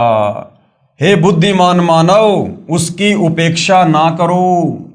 नास्त्रदामस जी कह रहे हैं कि उस महान धार्मिक नेता तत्वदर्शी संत की उपेक्षा मत करना, उसकी निंदा मत करना, बुराई मत करना, उसी से आत्मा का कल्याण संभव है। और उस तत्वदर्शी संत को कितना सम्मान देना है, कितना आदर सत्कार देना है। नास्त्रदामस जी क्या कह रहे हैं? वह तो सिंहास नस्त करके, सिंहास नस्त यानी आसन पर बैठा कर, और आराध्य देव यानी इष्ट देव यानी अपना परमपिता परमात्मा मानकर, आराध्य देव यानी इष्ट देव रूप में मानने योग्य है। यानी उस तत्वदर्शी संत को अपना इष्ट, अपना कबीर भगवान, अपना परमेश्वर मानकर और उनको सिंहासन पर बैठाकर उनकी पूजा करनी चाहिए। पूजा, क्योंकि वो स्वयं कबीर भगवान ही होगा। कबीर परमेश्वर जी के अलावा इस संसार में दूसरा कोई भी प्राणी, वो चाहे ब्रह्मा विष्णु महेश है, चाहे दुर्गा है, चाहे काल है, चाहे अक्षर पुरुष है, वो पूजा के योग्य नहीं है। क्योंकि जीव कभी भी अपनी पूजा नहीं करवा सकता, और ना जीव की पूजा करने से हमारी आत्मा की मुक्ति होगी। ये भले मजबूरीवश अपने आप को यहाँ पर भगवान साबित करके बैठे हैं, ये देवी देवता काल अक्षर पुरुष, परंतु ये वास्तव में पूजा के योग्य नहीं है। तो उस तत्वदर्शी संत को अपना आराध्य, अपना इष्ट देव मानकर यानी अपना भगवान मानकर और सिंहास नस्त करके यानी सिंहासन पर बैठाकर उनकी पूजा करनी चाहिए, उनकी आरती उतारनी चाहिए। वह हिंदू धार्मिक संत सायरन आदि पुरुष यानी पूर्ण परमात्मा का अनुयायी जगत का तारणहार है। तो भाई सतगुरु रामपाल जी स्वयं ही पूर्ण परमात्मा हैं, ये किसी के अनुयायी नहीं है, ये तो यहां पर अनुयायी बनाने के लिए आए हैं। नास्त्रदामस जी भविष्य वक्ता ने पुस्तक पेज नंबर 41 और 42 पर 3 शब्द का उल्लेख किया है। कहा है कि वह विश्व विजेता तत्वदृष्टा संत क्रूर चंद्र अर्थात काल की दुखदायी भूमि से छुड़ाकर यानी 21 ब्रह्मांड से छुड़वाकर अपने आदि अनादि पूर्वजों के साथ यानी सतलोक में वारिस बनाएगा तथा मुक्ति दिलाएगा। यहां पर उपदेश मंत्र की ओर संकेत है कि वह सायरन केवल 3 शब्द ओम तत् सत्य ही मंत्र जाप देगा। एक विजयी ज्ञाता, ये जो 3 शब्द हैं ये नाम दीक्षा की ओर संकेत कर रहे हैं। इन 3 शब्दों के साथ मुक्ति का कोई अन्य शब्द ना चिपकाया जाए, यानी ओम तत् सत, इसके अलावा कोई चौथी बार में दीक्षा वगैरह अगर दे रहा है तो नास्त्रदामस जी साफ साफ मना कर रहे हैं कि 3 बार की दीक्षा के अलावा कोई चौथी बार की दीक्षा यदि दे रहा है तो उस तत्वदर्शी संत को वो मान्य नहीं होगा। यही प्रमाण पवित्र ऋग्वेद मंडल 10 सूक्त 90 मंत्र 16 में, सामवेद श्लोक संख्या 822 तथा श्रीमद् भगवद गीता अध्याय 17 श्लोक 23 में है कि पूर्ण संत क्यों कौन होता है? तत्वदर्शी संत। 3 मंत्र ओम तत् सत जिनमें तत् तथा सत सांकेतिक हैं देकर पूर्ण परमात्मा आदि पुरुष की भक्ति करवाकर जीव को काल जाल से मुक्त करवाता है। फिर वह साधक की भक्ति कमाई के बल से वहां चला जाता है जहां आदि सृष्टि के अच्छे प्राणी रहते हैं, यानी सतलोक में हमारे और भाई बंधु जहां पर रह रहे हैं, जहां से ये जीव अपने पूर्वजों को छोड़कर क्रूर चंद्र यानी काल प्रभु के साथ आकर इस दुखदायी लोक में फंसकर कष्ट पर कष्ट उठा रहा है। ये क्रूर चंद्र कौन है? ये काल है। हम इसके चक्कर में क्यों फंसे, कैसे फंसे, इसके लिए हम सृष्टि रचना में भली भांति पढ़ चुके हैं। नास्त्रदामस जी ने यह भी स्पष्ट किया है कि मध्यकाल अर्थात पिछली पीढ़ी हिंदू धर्म का आदर्श जीवन जिएंगे। सायरन यानी तत्वद्रष्टा संत अपने ज्ञान से दैप्तीयमान उतंग ऊंचा स्वरूप अर्थात सर्वश्रेष्ठ शास्त्र अनुकूल भक्ति विधान फिर से बिना शर्त उजागर करवाएगा और मानवीय संस्कृति अर्थात मानव धर्म के लक्षण निर्धोक यानी निष्कपट भाव से संवारेगा। मध्या कालात हिंदू धर्माचे व हिंदूच्या आदर्शवत झालेल, ये मराठी भाषा में लिखा है। यह मराठी भाषा में पेज नंबर 42 पर लिखा है कि उपरोक्त भावार्थ है कि पिछली पीढ़ी का उद्धार सायरन करेगा। यानी पिछली पीढ़ी वाले आप और हम भक्तों का जो भक्ति पर लग जाएंगे, आजीवन मर्यादा में रहेंगे, उन भक्तों का उद्धार, उनका मोक्ष वो शायरन करेगा। ये उल्लेख पेज नंबर 42 की हिंदी लिखना रह गया था, इसलिए यहां लिख दिया है तथा स्पष्टीकरण भी दिया है। यही प्रमाण स्वयं पूर्ण परमात्मा कबीर जी ने कहा है कि धर्मदास तोहे लाख दुहाई, सार ज्ञान कहीं बार न जाई, सार नाम बाहर जो परही, बिचली पीढ़ी हंस नहीं तरही, सार ज्ञान तब तक छुपाई, जब तक द्वादश पंथ ना मिट जाई।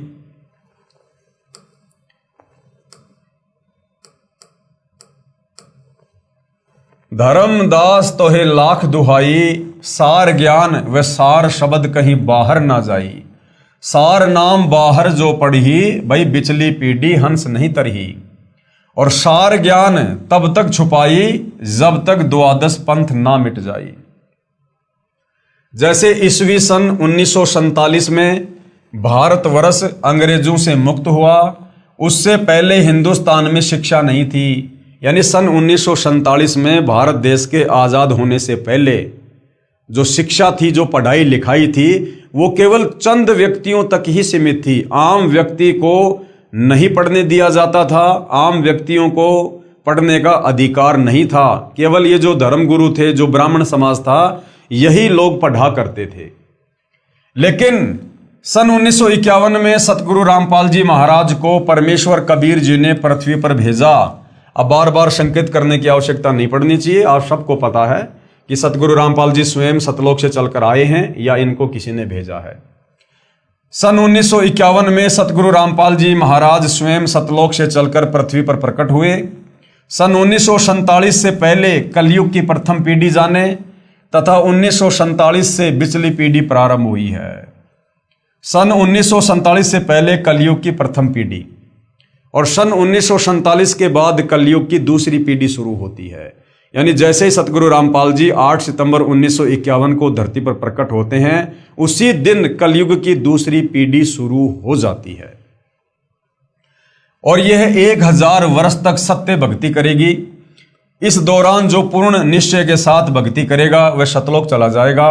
जो सतलोक नहीं जा सके तथा कभी भक्ति की, कभी छोड़ दी, परंतु गुरु द्रोही नहीं हुए, वे फिर हजारों मनुष्य जन्म इसी कलयुग में प्राप्त करेंगे, क्योंकि ये उनकी शास्त्र विधि अनुसार साधना का परिणाम होगा। इस प्रकार कई हजारों वर्षों तक कलयुग का समय वर्तमान से भी अच्छा चलेगा। फिर अंत की पीढ़ी यानी तीसरी जो पीढ़ी होगी वो भक्ति रहित उत्पन्न होगी। उस समय भक्ति का नामो निशान खत्म हो जाएगा, क्योंकि शुभ कमाई जो भक्ति युग में की है वर्तमान में वह बार बार जन्म प्राप्त करके खर्च यानी समाप्त कर दी जाएगी। इस प्रकार कलयुग के अंत की पीढ़ी कृतघ्नी होगी, वे भक्ति नहीं कर सकेंगी। इसलिए कहा है कि अब कलयुग की बिचली पीढ़ी चल रही है। 1947 से सन 2006 से वह सायरन यानी धार्मिक नेता, तत्वदर्शी संत सभी के समक्ष प्रकट हो चुका है। वह है सतगुरु रामपाल जी महाराज। उपरोक्त ज्ञान जो बिचली पीढ़ी व प्रथम तथा अंतिम पीढ़ी वाला सतगुरु रामपाल जी महाराज अपने प्रवचनों में वर्षों से बताते आ रहे हैं, जो अब नास्त्रदमस जी की भविष्यवाणी ने भी स्पष्ट कर दिया है। इसलिए संत गरीबदास जी महाराज ने कहा है कि कबीर परमेश्वर की भक्ति पूर्ण संत से उपदेश लेकर करो, नहीं तो ये अवसर फिर हाथ नहीं आएगा। गरीब समझा है तो सिर धर पाओ, बहुर नहीं रे ऐसा दाव। कि अगर तुम्हें सच्चे संत की परिभाषा समझ में आ गई है और तुम्हें यकीन हो गया है कि धरती पर वर्तमान में पूर्ण संत केवल सतगुरु रामपाल जी हैं, इन्हीं के पास पूर्ण ज्ञान है, आध्यात्मिक मार्ग है, और यदि इनसे उपदेश नहीं लिया तो आत्मा का कल्याण नहीं हो पाएगा। यहाँ पर असंख्य युगों के लिए कष्ट भोगने के लिए रह जाएंगे। तो अगर ये बात तुझे समझ में आ गई है, समझा है तो सिर धर पाँव, कि तेजी से दौड़ ले। सर पर पांव रख के दौड़ने का मतलब है जैसे आपत्ति के समय इंसान बहुत तेज गति से दौड़ता है। इसी प्रकार यदि आपको ये बात समझ में आ गई है कि यदि हमने सत भक्ति नहीं की सतगुरु रामपाल जी से उपदेश लेकर, और यदि सतगुरु रामपाल जी सतलोक के लिए प्रस्थान कर गए, उसके बाद कुछ भी हाथ नहीं आएगा, तो भैया अपनी आत्मा के कल्याण के लिए फटाफट उनके ज्ञान को सुन समझ उनसे उपदेश लेके भक्ति मार्ग पर लग गए। बहुर नहीं रे ऐसा दाव, ये मौका फिर बाद में हाथ नहीं आएगा। भावार्थ है कि यदि आप तत्व ज्ञान को समझ गए हैं तो सिर पर पैर रख अर्थात अति शीघ्रता से तत्वदर्शी संत रामपाल जी महाराज से उपदेश लेकर अपना कल्याण करवाओ। यह सुअवसर फिर प्राप्त नहीं होगा। जैसे ये पिछली पीढ़ी यानी मध्य काल वाला समय और आपका मानव शरीर तथा तत्वदृष्टा संत प्रकट है। यदि अब भी भक्ति मार्ग पर नहीं लगोगे तो उसके विषय में कहा है, ये संसार समझदा नाही कहंदा शाम दोपहरे नू, और गरीब दास ये वक्त जात है फिर रोगे इस पहरे नू। इस समय को फिर कुत्ते बनकर ऊपर मुंह करके रात्रि में रोया करोगे। भावार्थ है कि संत गरीबदास जी महाराज कह रहे हैं कि ये भोला संसार शास्त्र विधि रहित साधना कर रहा है जो अति दुखदायी है। यानी हमारे धर्म ग्रंथों के विरुद्ध यदि हम नाम जाप करेंगे, भक्ति करेंगे, कर्म धर्म करेंगे तो उससे हमें दुख मिलेगा, हमारे कर्म नहीं कट सकते, मोक्ष नहीं होगा। इसी को सुखदायी कह रहा है। जैसे जून महीने दोपहर दिन के 12 बजे में धूप में खड़ा जल रहा है, उसी को सांझ बता रहा है, यानी ठंडा मौसम बता रहा है। जैसे कोई शराबी व्यक्ति शराब पीकर सड़क पर पड़ा है और उससे कोई कहे कि आप दोपहर की धूप में क्यों जल रहे हो, छाया में चलो, वह शराबी शराब के नशे में कहता है कि नहीं, ये तो सांझ है, कौन कहता है कि दोपहर है। इसी प्रकार जो साधक यानी भगत शास्त्र विधि त्याग कर यानी अपने धर्म शास्त्रों के विपरीत मनमाना आचरण कर रहे हैं, वे अपना जीवन नष्ट कर रहे हैं। उसे त्यागना नहीं चाहते अपितु उसी को सर्वश्रेष्ठ मानकर काल के लोक की आग में जल रहे हैं। ये मंदिर मस्जिद चर्च गुरुद्वारे कावड़ लेके आना, पैदल यात्रा करना, मनमुखी भंडारे करना, पत्थरों की पूजा करना, लोग इन्हीं को सर्वश्रेष्ठ साधना मानकर जो लगे हुए हैं। और यदि उन्हें कोई समझाने का प्रयास करता है तो वो मानते नहीं। तो ऐसे लोग फिर आने वाले समय में बहुत ज्यादा कष्टों को प्राप्त होंगे। संत गरीबदास जी महाराज कह रहे हैं कि इतने प्रमाण मिलने के पश्चात भी सत साधना पूर्ण संत के बताए अनुसार नहीं करोगे तो ये अनमोल मानव शरीर तथा पिछली पीढ़ी का भक्ति युग हाथ से निकल जाएगा। फिर इस समय को याद करके रोओगे, बहुत पश्चाताप करोगे, फिर कुछ नहीं बनेगा। परमेश्वर कबीर बंदी छोड़ने कहा है, भाई आछे दिन पाछे गए और सतगुरु से किया ना हेत, अब पछतावा क्या करे जब चिड़िया चुग गई खेत। सर्व मानव समाज से प्रार्थना करते हैं कि पूर्ण संत रामपाल जी महाराज को पहचानो तथा अपना व अपने परिवार का कल्याण करवाओ, अपने रिश्तेदारों तथा दोस्तों को भी बताओ तथा पूर्ण मोक्ष पाओ। स्वर्ण युग प्रारंभ हो चुका है, यानी भक्ति युग शुरू हो चुका है। लाखों पुण्यात्माएं सतगुरु रामपाल जी तत्वदर्शी संत को पहचान कर सत्य भक्ति कर रहे हैं। वे अति सुखी हो गए हैं, सर्व विकार छोड़कर निर्मल जीवन जी रहे हैं। कृपया आगे पढ़िए महाराष्ट्र के ज्योतिष शास्त्री का मराठी भाषा में नास्ट्रेडमस की भविष्यवाणियों का अनुवाद। अब भाई और बहनों, ये आपने अभी तक जो पढ़ा है, जो देखा है, ये पवित्र पुस्तक ज्ञान गंगा में एक भगत के द्वारा जैसा उन्होंने सतगुरु रामपाल जी के तत्व ज्ञान को जाना है, समझा है, और जैसा उन्होंने सतगुरु रामपाल जी को अपनी दृष्टि से पहचाना है, उस आधार से उन्होंने यहाँ पर उनके संक्षिप्त लीला में जीवन के विषय में हमें समझाने का प्रयास किया है। अब भाई और बहनों, सतगुरु रामपाल जी के कुछ भगत हैं जो वास्तव में सतगुरु रामपाल जी के विशेष आशीर्वाद से उनके तत्व ज्ञान को समझकर उन्हीं के आशीर्वाद से उनकी पहचान कर चुके हैं। और उनकी पहचान करने के बाद जो भाव, जो श्रद्धा, जो समर्पण अपने गुरुदेव भगवान के प्रति एक नेक भगत का होता है, उस आधार से उन भक्तों ने सतगुरु रामपाल जी के संक्षिप्त लीला में जीवन परिचय को अपने शब्दों में जो है लिखा है। तो वो भी आपको थोड़ा सा एक बार दिखा देते हैं।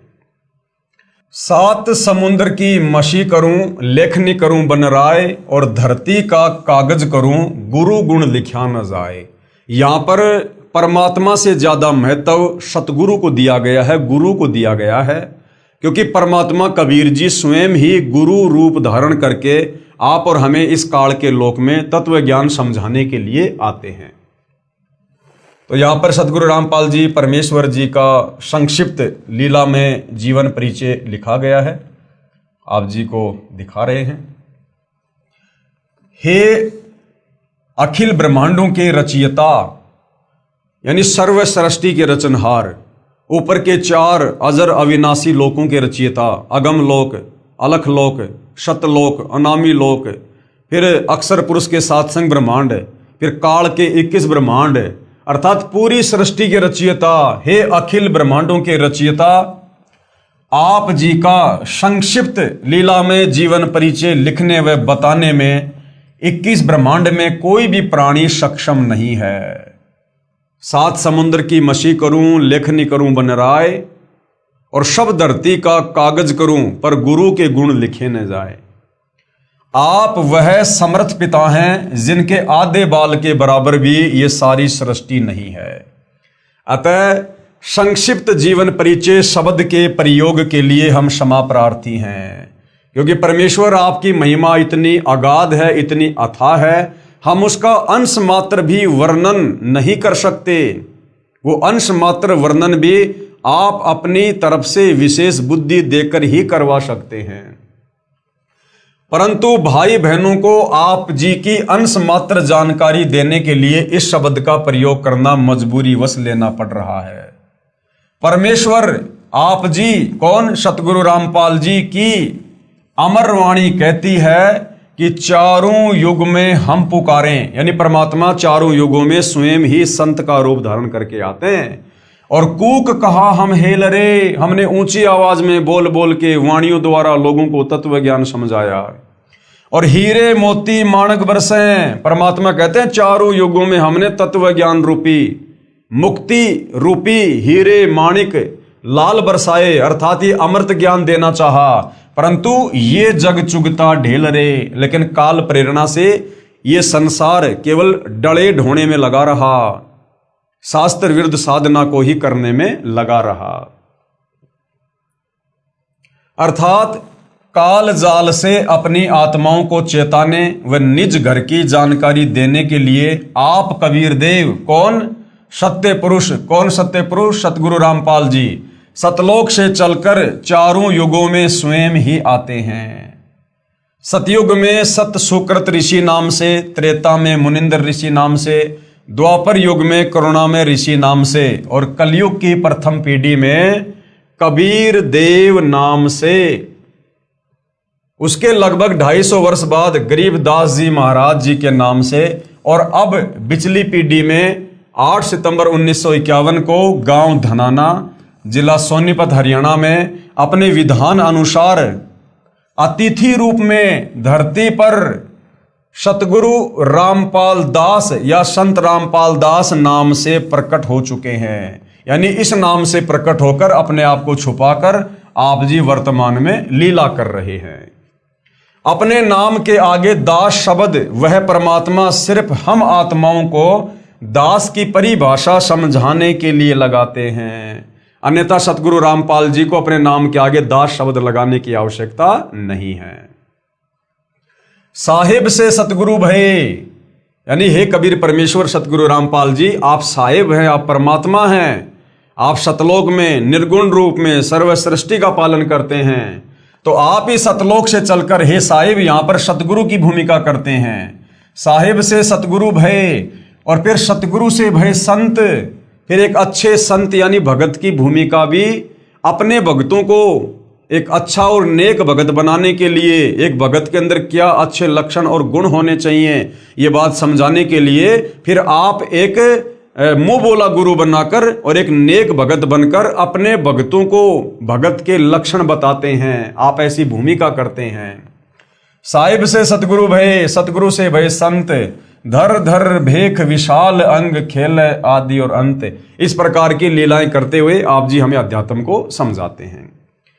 इस अमरवाणी के अनुसार सत्य पुरुष ने यानी सतगुरु रामपाल जी ने 8 सितंबर 1951 के दिन प्रकट होकर फिर 17 फरवरी 1988 तक एक साधारण से किसान परिवार में हमारी चरम दृष्टि को धोखा देते हुए दो अच्छी आत्माओं भगतमती इंद्रो देवी व भगत नंदराम जी को अपने मुंह बोले माता पिता के रूप में इस नश्वर संसार में लीला करने हेतु स्वयं के आने यानी प्रकट होने के लिए निमित्त बनाया। ना सतगुरु जननी जने जाके माना बाप, पिंड ब्रह्मंड से रहित है नामाती नूताप। सतगुरु जब इस पृथ्वी पर प्रकट होते हैं तो किसी माँ के गर्भ से जन्म लेकर जेर में लिपटकर गंदगी में लिपटकर बाहर नहीं आते। जीव माँ के गर्भ में 9 महीने नरक कुंड भोगता है, यातना भोगता है अपने कर्मदंडों के तहत। कबीर परमात्मा किसी माँ के गर्भ में नरक नहीं भोगते। तो ये परमात्मा केवल इस प्रकार की सांसारिक दिखावे में लीला करते हैं, एक मुंह बोला पिता, एक मुंह बोली माता बनाते हैं और इस प्रकार से परमेश्वर धरती पर प्रकट होकर हमारी चरम दृष्टि को धोखा देते हुए फिर आगे चलकर सतगुरु की भूमिका करते हैं, हम तक ये ज्ञान पहुंचाते हैं। 17 फरवरी 1988 को ठीक उसी तरह कबीर सागर में लिपिबद्ध अपनी वाणी के अनुसार 600 साल पहले की तरह गुरु शिष्य परंपरा व भगत बनकर हम जीव आत्माओं को एक भगत के लक्षण समझाने के लिए जैसे पंडित रामानंद जी को मुंह बोला गुरु बनाया था, ठीक उसी तरह जगत गुरु होने के उपरांत भी 17 फरवरी 1988 को आदरणीय रामदेवानंद जी को अपना मुंह बोला गुरु बनाकर 12वें पंथ में प्रवेश किया तथा उसके बाद सन 1994 से सत्संग व नामदान देना शुरू करके सच्चे सतगुरु की भूमिका निभा रहे हैं। साहिब से सतगुरु भय, सतगुरु से भय संत। आप स्वयं कबीर देव हैं। कौन? सतगुरु रामपाल जी, क्योंकि महिमा उनकी हो रही है। संक्षिप्त लीला में जीवन परिचय सतगुरु रामपाल जी का बताया जा रहा है, तो बार बार उनका नाम नहीं लिया जाता। समझदार को संकेत ही काफी होता है। आप यानी सतगुरु रामपाल जी स्वयं कबीर देव हैं और मर्यादा में रहकर भक्ति करने वाली अनेक आत्माओं को आपने जीवन दान व आध्यात्मिक सुख देने के साथ साथ शास्त्र अनुसार भक्ति देकर मोक्ष का मार्ग भी दिखा दिया। सन 1994 से आज तक आप जी ने परमार्थ के लिए निस्वार्थ भाव से जो संघर्ष करके दिखाया है, यह आपकी दयालुता, साधुता व समर्थता का प्रमाण है। यानी 2006 में क्रोथा कांड हुआ, 2014 में बरवाला कांड हुआ और सर्व सृष्टि के रचयिता जिनके आधे बाल के ऊपर पूरी सृष्टि को ठहराया जा सकता है, वो कबीर परमात्मा कभी 21 महीने की जेल काट रहा है, कभी 11 साल की जेल काट रहा है और किसी को कोई दोष नहीं देता, किसी के ऊपर कोई मुकदमा, कोई FIR नहीं करवाता और कहता कि सब मेरे ही तो बच्चे हैं, मैं किसके ऊपर FIR करवाऊं। तो ऐसा भाई और बहनों परमार्थ के लिए निस्वार्थ भाव से परमात्मा ही कर सकते हैं, जीव के वश की बात नहीं है। तो इस प्रकार की जो लीलाएं हैं ये आप जी की दयालुता, साधुता और समर्थता का प्रमाण है। साधुता यानी संत ना छोड़े संतता, चाहे कोटिक मिले असंत। वेदों में लिखित अपनी महिमा व गुणों को सत्य साबित करने की वह परमात्मा कमल के विकसित फूल पर शिशु रूप में प्रकट होकर कुंवारी गाय के दूध से अपनी परवरिश करवाता है। वेदों में लिखा है कि वो कबीर परमात्मा चारों युगों में एक एक जीवन इस प्रकार का जीता है कि वो सतलोक से चलकर शिशु रूप में धरती पर किसी तालाब पर विकसित कमल के फूल पर प्रकट होता है। उसके बाद कोई निसंतान दंपत्ति उसे उठाकर घर ले जाते हैं और फिर परमेश्वर कवारी गाय के दूध से उन आत्माओं को निमित्त बनाकर अपनी लीला में परवरिश करवाता है। तो ये जो भूमिका है, इस प्रकार की जो लीला है भाई और बहनों, ये केवल कबीर परमेश्वर जी के ऊपर ही फिट बैठती है। अन्य किसी देव, महादेव, ब्रह्मा, विष्णु, महेश ने इस प्रकार की लीला नहीं की, किसी रामकृष्ण जी ने इस प्रकार की लीला नहीं की। कबीर परमात्मा ही चारों युगों में किसी सरोवर पर शिशु रूप में प्रकट होते हैं और उसके बाद बाल्यकाल में कवारी गाय के दूध से उनकी परवरिश होती है, जो वेदों में लिखी है। तो केवल अपनी महिमा को जगत के सामने सत्य साबित करने के लिए, प्रकट करने के लिए कि वेदों में जो इस प्रकार की लीला लिखी है वो किस भगवान के ऊपर खरी उतरती है, उसको सत्य साबित करने के लिए, आप और हमें विश्वास दिलाने के लिए, अपनी पहचान करवाने के लिए चारों युगों में परमात्मा वेदों में लिखी इस प्रकार की महिमा के अनुसार 4 युगों में एक एक जीवन जीता है। वह परमात्मा मुर्दे को जीवन देकर 100 वर्ष की उम्र प्रदान कर सकता है। कौन? सतगुरु रामपाल जी। और लाखों को किया है। निर्धन को धन देकर सुखी कर सकता है, लाखों को करोड़ों को किया है। कोढ़ी व रोगी को स्वस्थ करके नया जीवन दे सकता है। वह बांझ को पुत्र तथा अंधे को आंख दे सकता है। आप और हमने इसी पवित्र पुस्तक ज्ञान गंगा में बहुत सारे भाई बहनों के इंटरव्यू देखे हैं जो किस प्रकार से पारिवारिक कष्टों से, शारीरिक कष्टों से, तीन ताप के कष्टों से किस प्रकार से दुखी थे, मरणासन हालत में थे, ना जिया जा रहा था ना मरा जा रहा था, हर कहीं धक्के खा चुके थे, मेडिकल में, गुरुओं के पास में कोई लाभ नहीं। और जैसे सतगुरु रामपाल जी की शरण में आए, उनके असाध्य रोग शत भक्ति के चलते कुछ ही दिनों में छू मंत्र हो जाते हैं। आदि आदि वेदों में वर्णित महिमा को यथार्थ रूप देने के लिए चारों युगों में मात्र एक एक जीवन किसी तालाब में विकसित कमल के फूल पर शिशु रूप में प्रकट होने की लीला करते हैं। अन्यथा आप जी, कौन? परमेश्वर सतगुरु रामपाल जी भगवान को किसी तालाब या कमल के फूल या शिशु रूप में प्रकट होने की कोई आवश्यकता नहीं होती है। आप जी जब चाहें, यानी आप सतगुरु रामपाल जी भगवान इतने समर्थ हैं, आप जी जब चाहें, जहां चाहे, जिस रूप व अवस्था यानी उम्र में प्रकट होना चाहें हो सकते हैं। जैसे नानक जी को बेई नदी पर व धर्मदास जी को मथुरा में जिंदा महात्मा के रूप में प्रकट होकर ज्ञान समझाया। सन 1392 में प्रकट होकर तैमूर लंग को 7 पीढ़ी के राज्य का आशीर्वाद दिया। जबकि कबीर परमात्मा कलयुग की प्रथम पीढ़ी में आज से 650 साल पहले सन 1398 में कमल के फूल पर शिशु रूप में प्रकट हुए थे। लेकिन उससे 6 साल पहले कबीर परमात्मा आए 1398 में, और 1398 से पहले 1392 में कबीर परमात्मा सतलोक से चलकर तैमूर लंग को मिले और तैमूर लंग की एक रोटी खाकर 7 पीढ़ी का राज्य दिया।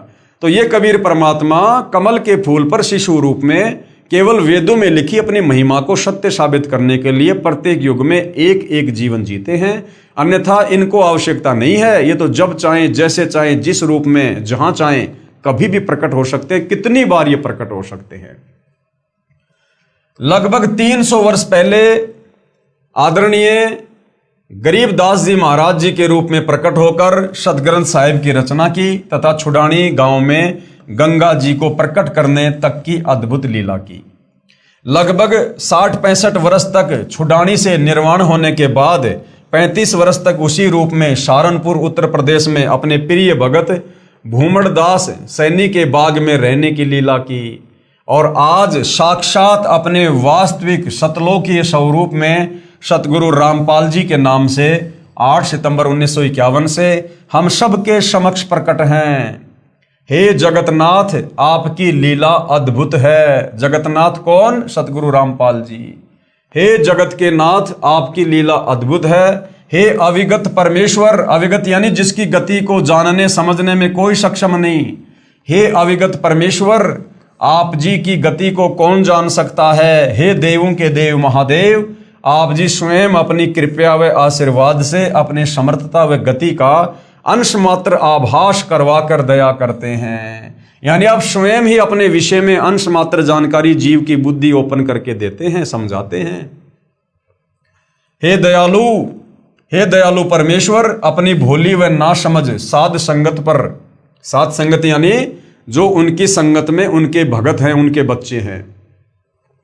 हे दयालु परमेश्वर, अपनी भोली व ना समझ साध संगत पर अपनी प्रेम दृष्टि, आशीर्वाद व कृपया बनाए रखना।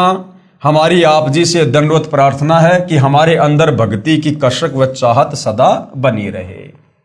तो भाई और बहनों, जिन पुण्यात्माओं ने अपने पूज्य गुरुदेव भगवान परमेश्वर रामपाल जी को जैसा भी उनके द्वारा बख्शीश सद्बुद्धि आधार से जाना है, पहचाना है, उन्होंने उनकी महिमा में ये 4 शब्द लिखे हैं।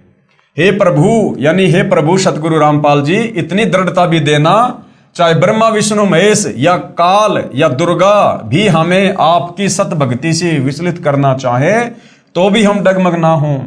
मन चाहता है इस तुच्छ जिव्या से ऐसे ही आपकी महिमा का बखान करते रहें। लेकिन आप अंतर्यामी की महिमा का बखान करने में हम जीव पूर्णतया सक्षम नहीं हैं। तो भाइयों और बहनों, परमेश्वर रामपाल जी के आशीर्वाद से और इस पवित्र पुस्तक ज्ञान गंगा में उनके संक्षिप्त लीला में जीवन परिचय को आप और हमने पढ़ा, सुना, समझा। इस पूर्ण ब्रह्म परमेश्वर कबीर देव सारी सृष्टि के मालिक की महिमा को सुनने से या समझाने से, बताने से आप और हमारे ढेरों पुण्य बनते हैं। आप और हम इतने ढेर सारे भक्ति धन के भागी बनते हैं। कबीर परमात्मा अपनी वाणी में कहते हैं कि हरि सेवा युग चार है, गुरु सेवा पल एक, तासु पटंतर ना तुले, संतन किया विवेक। और सत्संग की आदि घड़ी तप के वर्ष हजार, तो भी बराबर ना तुले, सतगुरु कहें विचार, यानी संतन किया विचार। तो भाइयों और बहनों, ये कबीर परमेश्वर सतगुरु रामपाल जी, इनकी महिमा का बखान करना, इनकी महिमा करना, ये सत्संग के अंतर्गत ही आती है। सुनने वाले के भी पुण्य बनते हैं और सुनाने वाले के भी पुण्य बनते हैं। एक ने कही दूजे ने मानी, कहे कबीर वो दोनों ज्ञानी।